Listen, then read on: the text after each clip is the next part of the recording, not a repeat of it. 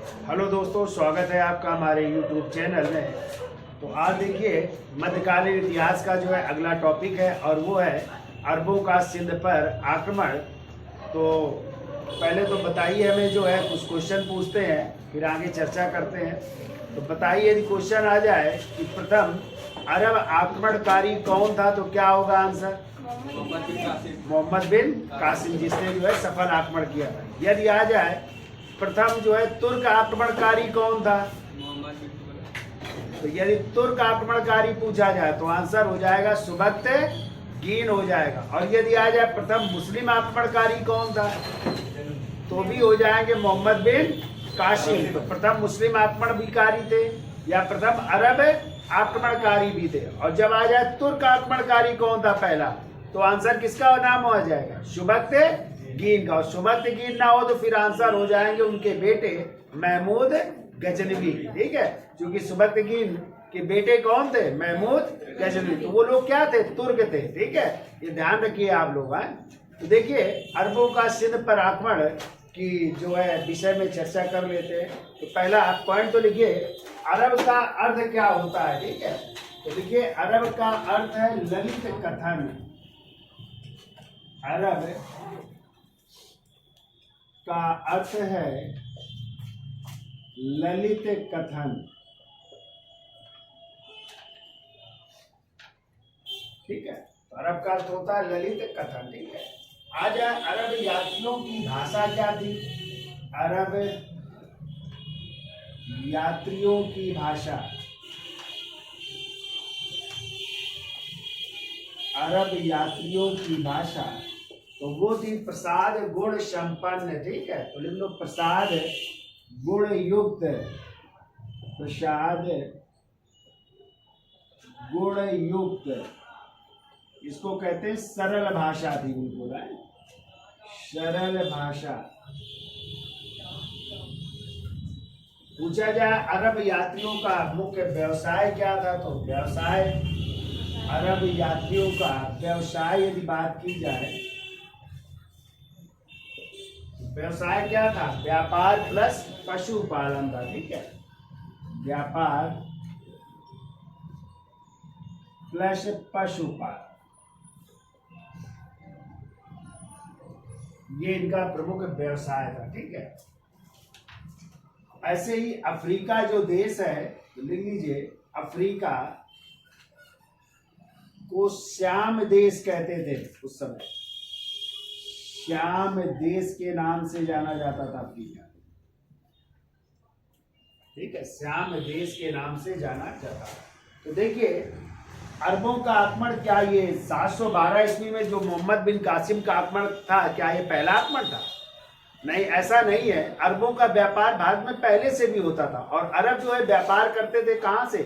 केरल के मालाबार तट से। ठीक है, लेकिन राजनीतिक दृष्टि से जो है अरबों का आक्रमण हो रहा है। और अरबों का जो पहला असफल आक्रमण हुआ था वो हुए थे जो है पहला महाराष्ट्र में। और महाराष्ट्र में थाना, आप लोगों ने एक स्थान पढ़ा होगा, तो 632 ईस्वी में थाने में आक्रमण हुआ था। ठीक है, लेकिन वो आक्रमण क्या था? असफल हुआ था। फिर 634 ईस्वी में हुआ, 636 ईस्वी में, तो 3 आक्रमण हुए, लेकिन वो आक्रमण कैसे रहे? असफल रहे। ठीक है, और उन आक्रमणों को जो आक्रमण हुए थे उस समय जो है चालुक्य शासक थे बादामी के पुलकेशिन द्वितीय, उन्होंने जो है उनको जो है क्या कर दिया था? विफल कर दिया था, यानी सफल होने नहीं दिया था। फिर इसके बाद जो है उस समय जो आपके जो खलीफा थे उनका नाम था याजिद। क्या नाम था? याजिद। और इराक के सूबेदार थे अल हज्जाज। तो उन्होंने भी जो है भारत पर जो है आक्रमण कर रहे हैं। तो 3 बार आक्रमण हुए, जिसमें कि 2 आक्रमण तो असफल रहते हैं, लेकिन जो है मोहम्मद बिन कासिम के नेतृत्व में जो आक्रमण हुआ वो कैसा आक्रमण रहा? सफल आक्रमण रहा, जो 712 ईस्वी में होगा। तो देखिए आक्रमण क्यों हो रहा है, तो आप लोगों ने पढ़ा होगा, यदि प्राचीन इतिहास में वर्धन वंश पढ़ा था, और वर्धन वंश के शासक हुए थे हर्षवर्धन। का नाम सुना? तो हर्षवर्धन की जैसे ही मृत्यु हुई तो भारत की जो राजनीतिक एकता थी वो विखंडित हो गई। यानी जो राज था, बड़ा साम्राज्य था, वो छोटे छोटे खंडों में विभक्त हो गया। और इसी का लाभ उठाया अरब आक्रमणकारियों ने। ठीक है, तो इस तरह ये आक्रमण हो रहा है। और उस समय जो ये सिंध पर आक्रमण हो रहा है, तो सिंध में ध्यान रखिएगा, पहले यहाँ पे जो है एक राय वंश का शासन था। कैसा था? राय वंश का शासन था और शासक हुआ करते थे राय साहसी, यानी उस वंश के शासक कौन थे? राय साहसी। और इसी की हत्या कर दी थी चाच। किसने कर दी थी? चाच ने हत्या कर दी थी और एक जो है ब्राह्मण वंश की स्थापना की। तो चाच कौन थे? ब्राह्मण थे और उन्हीं के दो बेटे थे, दाहर्ष और दाहिर। ठीक है, तो दो बेटे थे। तो चाच की मृत्यु के बाद जो है शासक कौन बनता है? दाहिर बनते हैं। ठीक है, और दाहिर ने जो है सिंध के शासक बने और उन्होंने या उनका विवाह किसके साथ हुआ था, इनकी हम चर्चा करते हैं। तो क्रम से चलते हैं, आगे बढ़ते जाते हैं और लिखते भी चलिए आप लोग। तो देखिए लिखिए, हर्ष की मृत्यु के बाद, अगला पॉइंट लिखिए, हर्ष की मृत्यु के बाद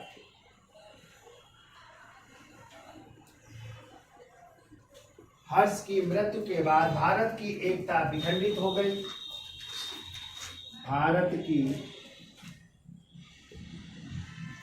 एकता विखंडित हो गई। विखंडित हो गई। तो हर्ष का टाइम वैसे तो जो है हर्षवर्धन का टाइम है 606 ईस्वी से लेकर के 647 ईस्वी तक शासन किया था। ठीक है, हर्ष ने। और हर्ष की मृत्यु हो जाती है कब? 647 ईस्वी में। उसके कोई पुत्र नहीं था तो उसने अर्जुन नामक एक अधिकारी को जो है अपना उत्तराधिकारी नियुक्त किया था। और फिर आगे चल करके जो कन्नौज का साम्राज्य था या थानेश्वर का जो साम्राज्य था वो विखंडित हो जाता है। ठीक है, तो जो एकता थी, भारत की एकता, वो विखंडित हो जाती है और कई उसमें खंडों में विभाजित हो जाती है। तो आ जाए कि सिंध की सीमा है, जो सिंध में आक्रमण होगा तो ये सिंध की सीमा है। सिंध की सीमाएं उत्तर में कश्मीर, उत्तर में कश्मीर तक छूटी थी। ठीक है, पूर्व में पूछा जाए, पूर्व में कन्नौज तक, पूर्व में जो है कन्नौज तक, तथा दक्षिण में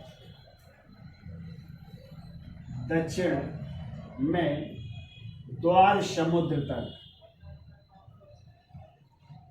इसकी सीमाएं लगती थी। किस प्रांत की? सिंध की जो है सीमाएं। तो उत्तर में कश्मीर, पूर्व में कन्नौज और दक्षिण में द्वार समुद्र तक फैली थी या लगती थी। अब देखिए 7वीं शताब्दी में सिंध में राय वंश स्थापित हो रहा है और इसी राय वंश के शासक बन रहे हैं राय साहसी।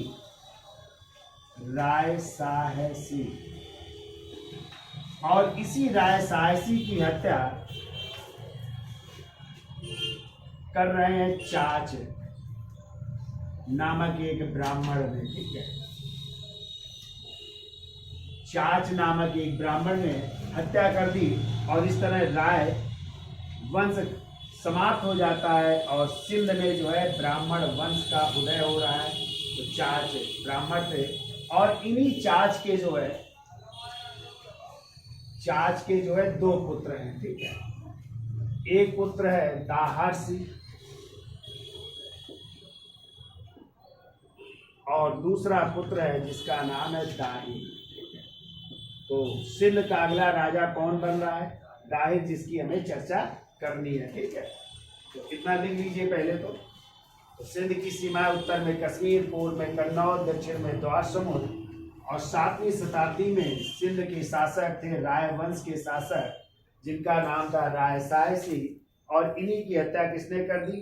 चाच नामक ब्राह्मण ने हत्या कर दी और यहाँ पे सिंध में ब्राह्मण वंश स्थापित होता है। चाच के कितने पुत्र हैं? दो पुत्र हैं, एक का नाम है दाहर्षि और एक का नाम है दाहिर। ठीक है, अब हम सिंध के शासक किसकी चर्चा कर लेते हैं? दाहिर की चर्चा कर लेते हैं। ठीक है, तो कितना लिख लिया आप लोगों ने?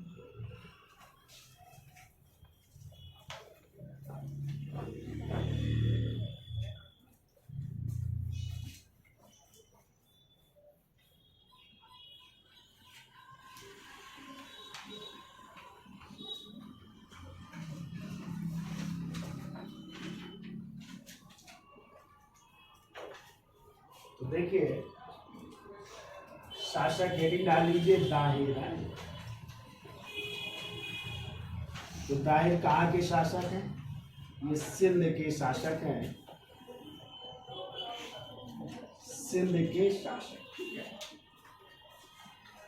और किस धर्म से संबंधित है? ब्राह्मण धर्म से, ब्राह्मण धर्म से संबंधित। ठीक है, दाहिर की जो है 2 पत्नियां थी, उन पत्नियों के भी नाम लिखिए। पहली पत्नी थी रानी बाई,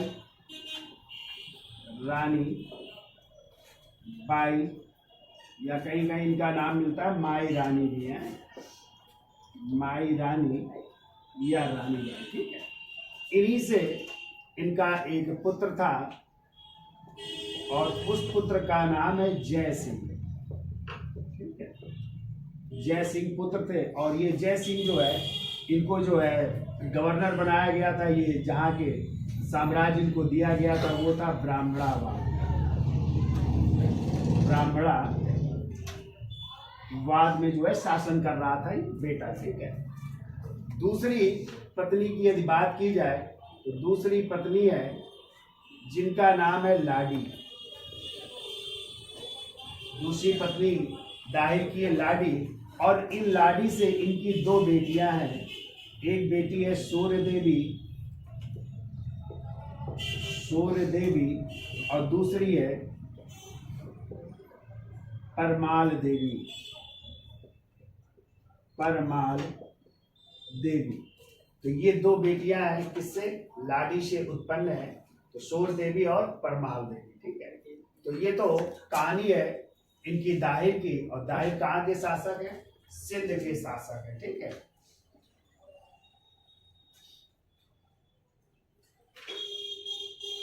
अब देखिए आक्रमण जो है दाहिर के समय, पहला आक्रमण कब हो रहा है? तो अरबों ने खलीफा उमर के समय, यदि अरबों का आक्रमण पूछा जाए तो देखो अरबों ने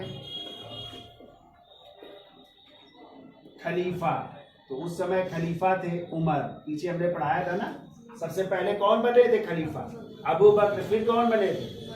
उमर, फिर उस्मान, और फिर बने थे हजरत अली। ठीक है, कल हमने चर्चा की थी कल की वीडियो में। तो अरबों ने खलीफा किसके समय? उमर के समय है, उमर के समय।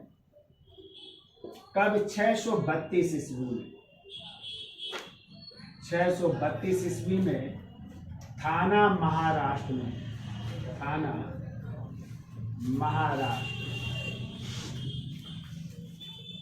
में असफल आक्रमण हुआ है। महाराष्ट्र में असफल आक्रमण, ये आक्रमण सफल नहीं हुआ था, असफल आक्रमण हुआ था। ठीक है, और इस आक्रमण को विफल किया था चालुक्य शासक पुलकेशिन द्वितीय द्वारा। चालुक्य शासक पुलकेशिन द्वितीय द्वारा। ठीक है, चलिए हम बोल देते हैं, ना समझ पा रहे हो तो लिखिए। देखिए अरबों ने खलीफा उमर के समय, अरबों ने खलीफा उमर के समय 636 ईस्वी कर लेना है, 636 ईस्वी में, 636 ईस्वी में बंबई के निकट थाने में या महाराष्ट्र के थाने में आक्रमण किया, परंतु चालुक्य शासक पुलकेशिन द्वितीय ने इस आक्रमण को असफल कर दिया। ठीक है, अब देखिए दूसरा आक्रमण अरबों का कब हो रहा है? तो लिखिए दूसरा आक्रमण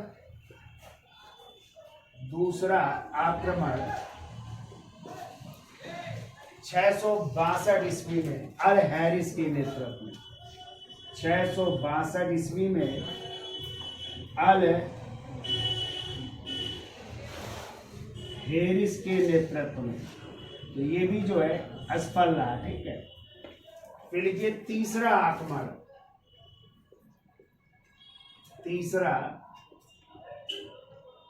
आक्रमण हो रहा है 664 ईस्वी में, और ये आक्रमण किया है अल मुहल्लब ने जो है नेतृत्व में हुआ था, ठीक है। अल मुहल्लब के नेतृत्व में, और ये भी आक्रमण जो है असफल रहता, ठीक है। तो ये 3 आक्रमण रहे और ये तीनों आक्रमण क्या हो गए, असफल रहे। फिर इसके बाद देखिए 8वीं शताब्दी में, 8वीं शताब्दी में या 8वीं शताब्दी के प्रथम दशक में कर लो, 8वीं शताब्दी के प्रथम दशक में, 8वीं शताब्दी के प्रथम दशक में इब्न अल हरी बाहिस्त, इब्न अल हरी बाहिस्त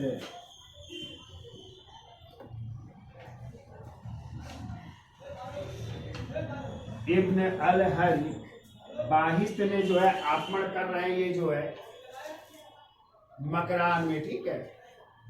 सिंध के मकरान में आक्रमण किया, सिंध के मकरान पर आक्रमण, और इस तरह सिंध विजय का मार्ग प्रशस्त हुआ, ठीक है। सिंध विजय का मार्ग प्रशस्त,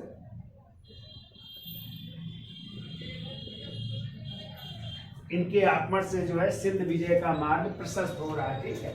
अब देखिए अरबों के आक्रमणों की जानकारी हमें किन किताबों से मिलती है, तो जानकारी के स्रोत लिख लो, जानकारी के स्रोत। पहली किताब लिखिए चचनामा, और इसके लेखक अज्ञात है, ठीक है। अज्ञात लेखक द्वारा लिखी गई है। बाद में इसका अरबी में अनुवाद भी हुआ है, फारसी में भी अनुवाद हुआ है, उसकी भी हम चर्चा करेंगे। दूसरी जो है बिलादुरी की पुस्तक, बिलादुरी की पुस्तक है किताब फुतुल अल बल्दान, किताब फुतुल अल बल्दान।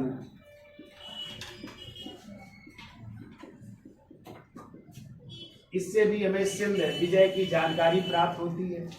तीसरी किताब है मोहम्मद मीर मासूम की, मोहम्मद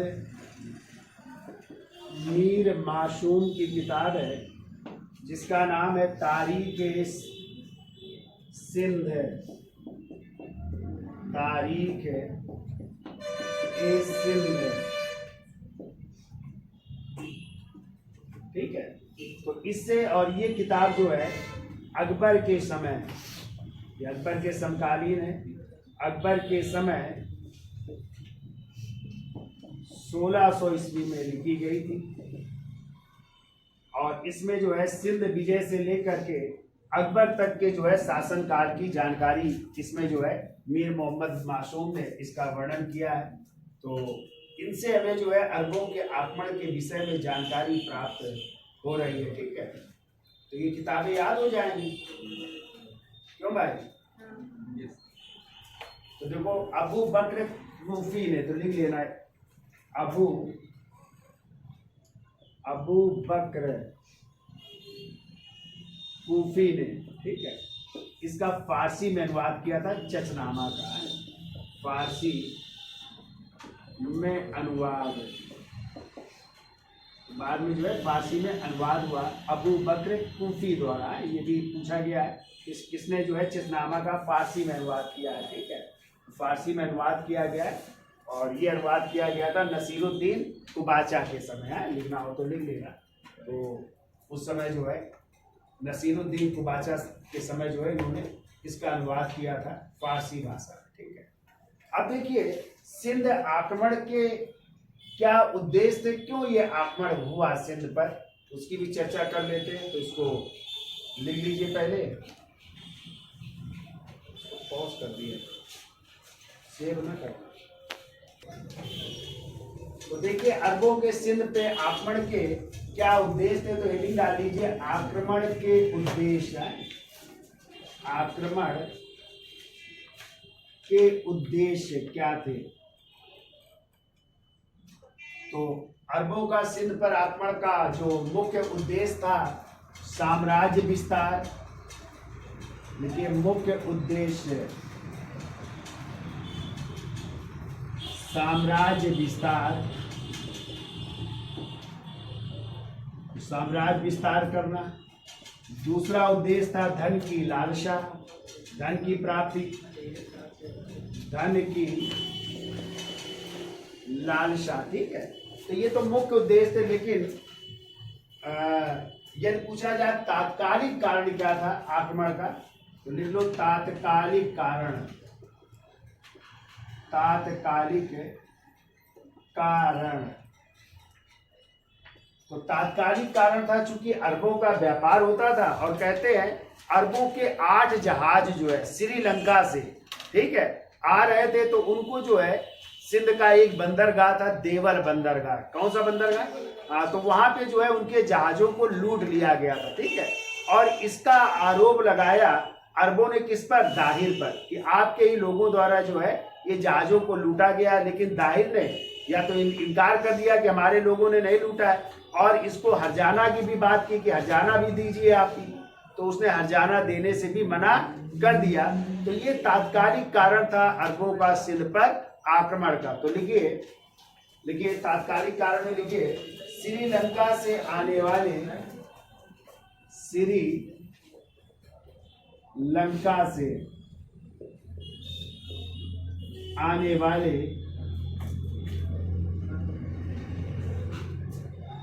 8 अरब जहाजों को, 8 अरब जहाजों को सिंध के देवल बंदरगाह में, सिंध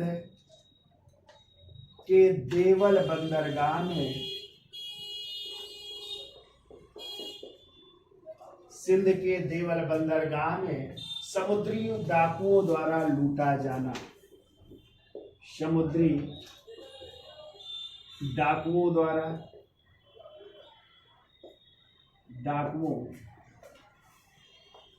द्वारा लूटा जाना। ठीक है, तो कभी आ जाए तात्कालिक कारण तो याद रहेगा, यानी श्रीलंका से आने वाले जो 8 अरब जहाज थे उनको कहां पे लूटा गया? सिंध के देवल बंदरगाह में। किसके द्वारा? समुद्री डाकुओं द्वारा, जिनमें कि वो जनजातियां थी जो लूटने का कार्य करती। और इसका आरोप किस पर अरब वालों ने लगाया? कि दाहिर ये सब कर रहा है। ठीक है, तो दाहिर ने जो है इनकार कर दिया और जो लूटा गया था माल उसको भी हर्जाना देने से भी मना कर दिया। इस कारण जो है अरबों ने जो है सिंध पर आक्रमण किया। ठीक है, तो लिखिए अगला पॉइंट, दाहिर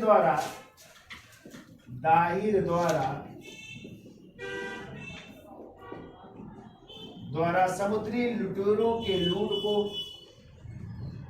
दाहिर द्वारा समुद्री लुटेरों के लूट को अपने ऊपर ना लेने, अपने ऊपर ना लेने और ना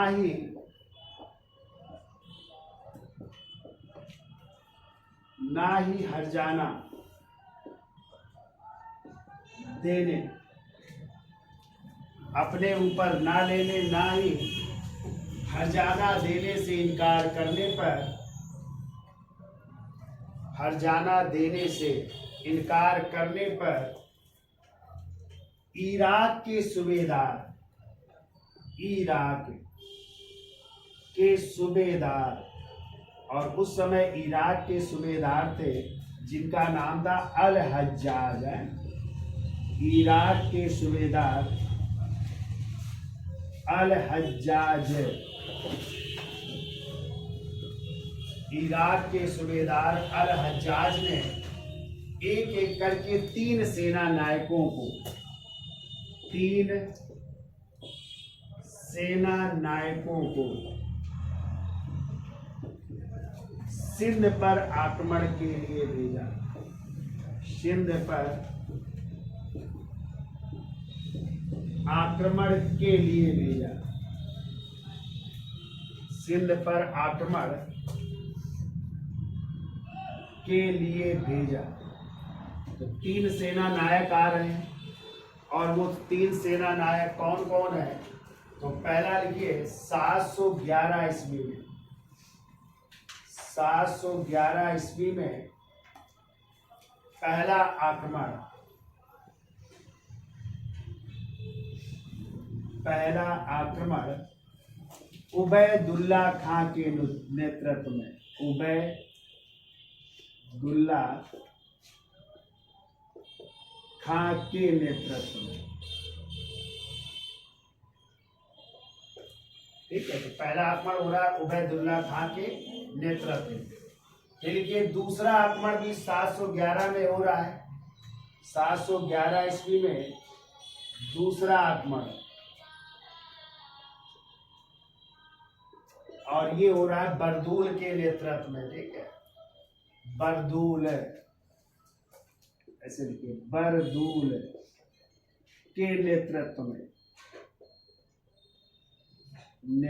में, लेकिन ये दोनों जो है आक्रमण सफल नहीं होते हैं। ठीक है, तो 711 में पहला आक्रमण उबैदुल्ला खां के नेतृत्व में, फिर 711 में ही दूसरा आक्रमण बरदूल के नेतृत्व में। जब सफल नहीं हुए तो अल हज्जाज ने जो है, उस समय खलीफा कौन थे? वाहिद या वालिद आए, तो उनसे अनुमति लेता है और अपने भतीजे और दामाद को भेजता है। तो जो मोहम्मद बिन कासिम था वो किसका दामाद था? इन्हीं इराक के सूबेदार अल हज्जाज का दामाद भी था और भतीजा भी था। ठीक है, तो उसको भेजता है। 6000 सीरियाई घुड़सवार सेना, इतने ही ऊँटों की सेना द्वारा तब वो आक्रमण करेगा। तो कहाँ कहाँ करेगा उसकी चर्चा कर लेते हैं। तो देखिए अगला पॉइंट लिखिए, देखो इराक के सूबेदार अल हज्जाज ने, इराक के सूबेदार अल हज्जाज ने, अल हज्जाज ने खलीफा, तो उस समय जो खलीफा थे इस्लाम धर्म के, तो खलीफा लिखिए वालिद या याजिद, कई नाम मिलते हैं इनके, वालिद या याजिद की अनुमति लेकर, याजिद की अनुमति लेकर अपने भतीजे एवं दामाद, कोई भतीजा भी है, भतीजे प्लस दामाद, जिसका नाम है मोहम्मद बिन कासिम, जो 17 वर्षीय, ठीक है, 17 वर्षीय मोहम्मद बिन कासिम को, मोहम्मद बिन कासिम को भेज रहा है। ठीक है, कब? 712 ईस्वी। तो देखिए अल हज्जाज ने खलीफा वालिद या याजिद की अनुमति लेकर अपने भतीजे और दामाद 17 वर्षीय मोहम्मद बिन कासिम को, मोहम्मद बिन कासिम को 712 ईस्वी में 6000 सीरियाई घुड़सवार सेना, सीरियाई घुड़सवार सेना प्लस इतने ही जो है ऊंटों की सेना थी। ठीक है, प्लस इतने ही ऊंटों की सेना से, तो 6000 ऊंटों की सेना, 6000 ऊंटों की सेना लेकर मकरान मार्ग से, मकरान मार्ग से सिंध पर आक्रमण, मकरान मार्ग से सिंध पर आक्रमण कर रहा है। ठीक है, तो देखो 6000 घुड़सवार सेना और 6000 ऊंटों की सेना लेकर, तो देखिए मोहम्मद बिन कासिम के बारे में जान लीजिए। मोहम्मद बिन कासिम का जन्म हुआ था 31 दिसंबर 695 ईस्वी में। स्थान पूछा जाए तो ताइफ सऊदी अरब में हुआ था। पिता का नाम था कासिम बिन युतुब नाम था। ठीक है, और कहते हैं इनकी मृत्यु पिता की जल्द ही, जब ये छोटे थे तभी मृत्यु हो गई। तो इनका पालन पोषण किया था इनके चाचा, तो चाचा भी थे और बाद में क्या बन गए थे, ससुर भी बन गए थे, जिनका नाम था अल हज्जाज, जो कहाँ के सूबेदार थे, इराक के सूबेदार या इराक के गवर्नर थे। ठीक है, और इन्हीं अल हज्जाज की पुत्री थी जो कि मोहम्मद बिन कासिम की पत्नी बनी, उनका नाम क्या था, जुबैदा था। ठीक है, अब देखिए मोहम्मद बिन कासिम के आक्रमण कहाँ कहाँ हो रहे हैं। तो देखिए पहला आक्रमण देखिए पहला आक्रमण हो रहा है देवल में। ठीक है, देवल, और देवल क्या था उस समय, ये बंदरगाह भी था। ठीक है, बंदरगाह था। देवल पर आक्रमण हुआ और कहते हैं कि दाहिर ने इस ओर कोई ध्यान नहीं दिया और उसने देवल या इसी को दाभोल भी कहते हैं, देवल या दाभोल बंदरगाह भी कहते हैं। ठीक है, यहाँ पे पहला आक्रमण हो रहा है। फिर यदि पूछा जाए कि अगला आक्रमण कहाँ पे किया जो है, तो अगला आक्रमण मोहम्मद बिन कासिम का हो रहा है नीरुल में। तो दूसरा आक्रमण लिखिए नीरुन। नीरुन जो है इलाका पड़ता है पाकिस्तान में, तो ये पाकिस्तान का इलाका है, तो वहाँ पे आक्रमण हो रहा है दूसरा। और यहाँ पे जो है नीरुन में जो है बौद्ध धर्म के लोग थे या बौद्ध धर्म के मानने वाले लोग थे। ठीक है, बौद्ध धर्म को मानने वाले लोग थे। ठीक है, तो यहाँ पे आक्रमण हुआ दूसरा। फिर ये पूछा जाए इसके बाद उसने कहाँ पे आक्रमण किया, तो तीसरा आक्रमण हो रहा है सेहवान में। सेहवान या इसी को सीबिस्तान भी कहते हैं, सीबिस्तान।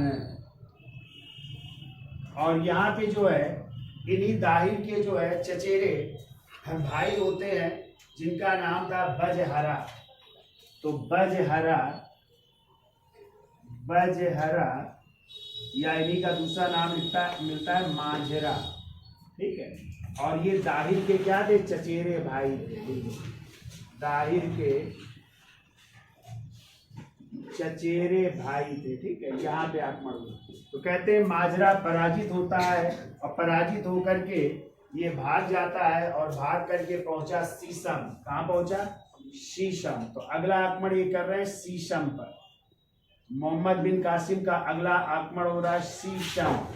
क्रम याद रखिएगा। ठीक है, और शीशम पर जो है जाटों का शासन था, जाटों का शासन था। ठीक है, जाटों पर आक्रमण किया और जो बजहारा यहाँ छिप गया था, तो यहीं पर जो है बजहारा मारा जाता है। ठीक है, युद्ध में बजहरा मारा गया। यहीं पे छिपा हुआ था ये चचेरा भाई बजहरा, ये यहाँ पे मारा जाता। तो चौथा आक्रमण कहाँ पे हो रहा है, शीशम। और शीशम में किसका शासन था, जाटों का शासन। और बजहरा जो किसका, दाहिर का चचेरा भाई था, वो यहाँ पे छिपा हुआ था, तो ये पराजित हुआ और मारा गया। ठीक है, अब देखिए मोहम्मद बिन कासिम का जो मेन आक्रमण हो रहा है, जो दाहिर के साथ हो रहा है, वो हो रहा है 20 जून 712 ईस्वी को। कब हो रहा है, तो देखिए अगला आक्रमण है 20 जून 712 ईस्वी को। और इसी युद्ध को कई नामों से जानते। देखो, इसे राजौर का युद्ध भी कहते हैं, राजौर का युद्ध। इसे रावर का भी युद्ध कहते हैं, रावर का युद्ध भी कहते हैं। और इसे शावर का भी युद्ध कहते हैं, शावर का युद्ध कहते हैं। ठीक है, अब देखिए इस युद्ध में जो मोहम्मद बिन कासिम थे, मोहम्मद बिन कासिम और जो सिंध के शासक हैं दाहिर के बीच ये युद्ध हो रहा है, ठीक है। और इसी युद्ध में जो है दाहिर जो है युद्ध के मैदान में मारा जाता है, युद्ध में मारा गया, ठीक है। तो युद्ध में दाहिर मारा जाता है। तो दाहिर की हमने बताया था पत्नी थी, और दाहिर की एक पत्नी थी जिनका नाम था रानी बाई, इसे पढ़ाया था ना, रानी बाई या माई रानी, ठीक है।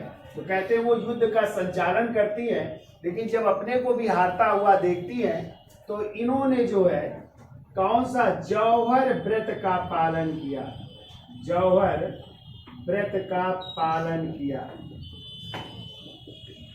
तो जौहर व्रत जानते हैं आप लोग, यानी अपने को जो है क्या कर देना, मार देना, ठीक है। तो भारतीय इतिहास में ध्यान रखिएगा, यदि कभी आ जाए कि जौहर व्रत का पालन करने का इतिहास कहाँ से मिलता है, तो वो वो दाहिर की पत्नी है, कौन, रानी बाई, जिन्होंने किस व्रत का, जौहर व्रत का पालन किया था। ये भारतीय इतिहास में पहला लिखित प्रमाण है, ठीक है। जबकि सती प्रथा आप लोग पीछे एशियन हिस्ट्री में पढ़े होंगे कि सती प्रथा का पहला अभिलेखी प्रमाण 510 ईस्वी का कौन सा अभिलेख, एरण अभिलेख, ठीक है, जिसमें भानुगुप्त के समय गोपराज की जब मृत्यु हो गई तो उनकी पत्नी क्या हो गई थी, सती।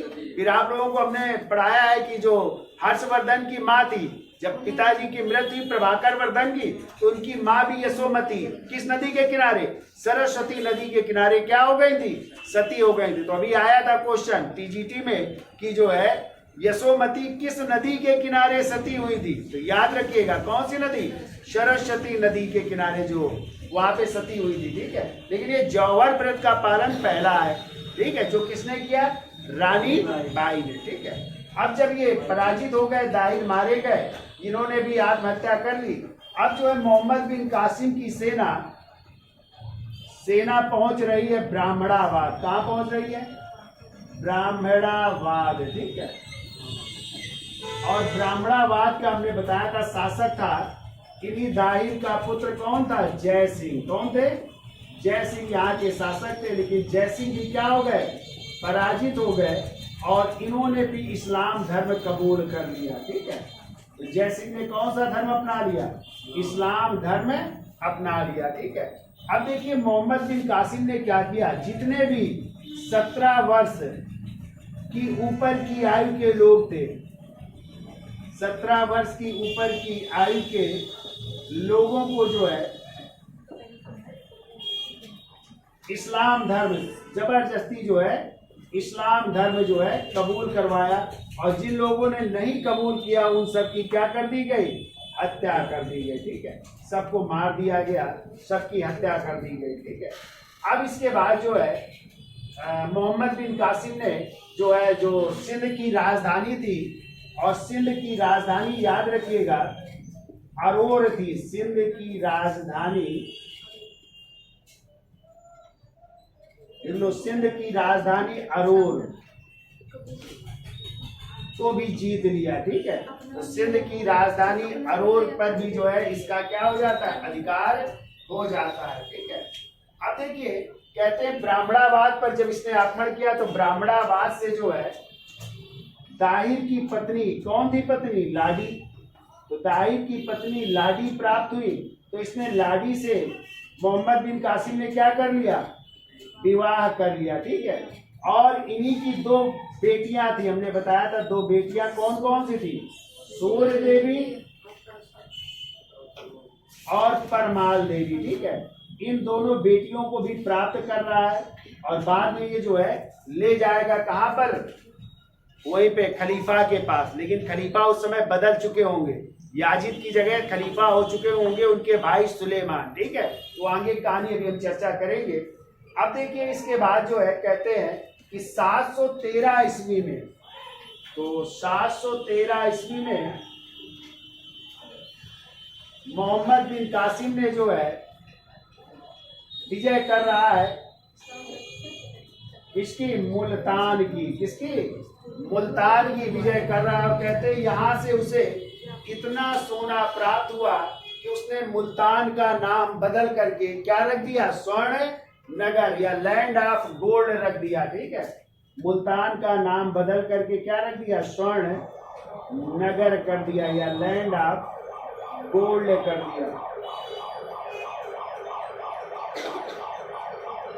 देखिए मुल्तान का नाम बदल करके क्या कर रहा है, लैंड ऑफ गोल्ड। कहते इतना सोना यहाँ से प्राप्त हुआ कि उसने मुल्तान का नाम बदल करके क्या रख दिया, स्वर्ण नगर रख दिया। ठीक है, तो छोड़िए कि हम चलिए बोल देते हैं।